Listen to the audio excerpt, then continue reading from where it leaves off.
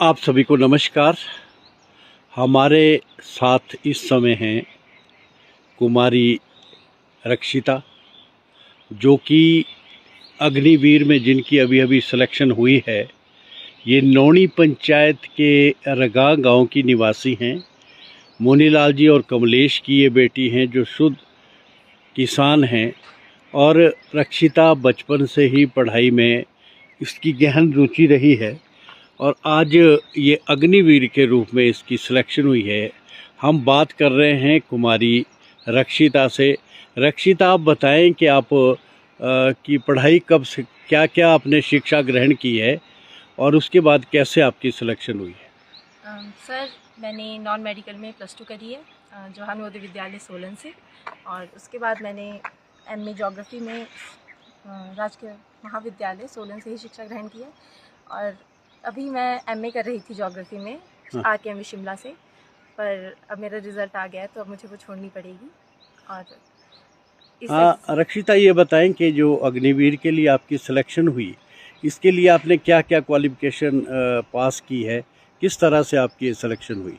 अग्निवीर के लिए सर हमने नॉन मेडिकल की थ्रू ही एग्ज़ाम भरा था। तो मेरे पास नॉन मेडिकल था, तो मेरा मैथ्स का बेस स्ट्रॉन्ग था, इसलिए मैंने अग्निवीर वायु में एग्ज़ाम दिया। और मैथ्स के बेस पे ही मेरी सिलेक्शन हुई है।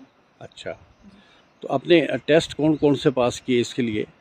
सर, सबसे पहले अग्निवीर के लिए हमारा रिटन टेस्ट होता है, जिस पे मेरे 50 में से मार्क्स आने थे।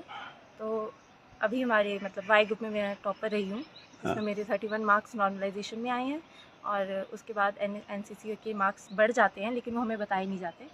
और उसके ये होता है फेज़ 1। फिर फेज़ 2 में हमें ग्राउंड होता है, SRT होता है और ग्रुप डिस्कशन होती है, जो हमें क्लियर करनी होती है। वो हमने क्लियर की। उसके बाद हमारा मेडिकल होता है, जिसमें प्रॉपर मेडिकल चेकअप होता है फुल बॉडी का। फिर मेडिकल के बाद हमारा एक बार PSL आती है और फिर फाइनल रिज़ल्ट आता है। शाबाश। आपकी रक्षिता, ये बताएं कि आपकी क्या क्या प्राथमिकता रहेंगी जब आप अब बिल्कुल एक देश की सेवा के लिए आगे बढ़ रही हैं। आपकी क्या क्या प्राथमिकता रहेगी?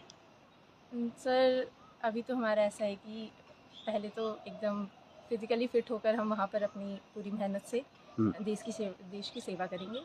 और जैसे 4 साल बाद अगर हम वापस आते हैं तो उसके बाद भी हम सामाजिक सेवा में ही कार्य करेंगे। बहुत अच्छे बेटे। आप जो युवा बेटियां हैं उनके लिए क्या संदेश देना चाहती हैं? बेटियों के लिए ये कि पढ़ो, पढ़ाई के अलावा कुछ नहीं है। और उनके पेरेंट्स के लिए कि पढ़ाओ। बिल्कुल, शिक्षा बहुत ज़रूरी है। शिक्षा बहुत जरूरी है। शिक्षा प्राप्ति के बाद ही सब कुछ हो पाएगा। जी सर। शाबाश बेटा। Thank you sir. जय हिंद रक्षिता, all the best. Thank you sir.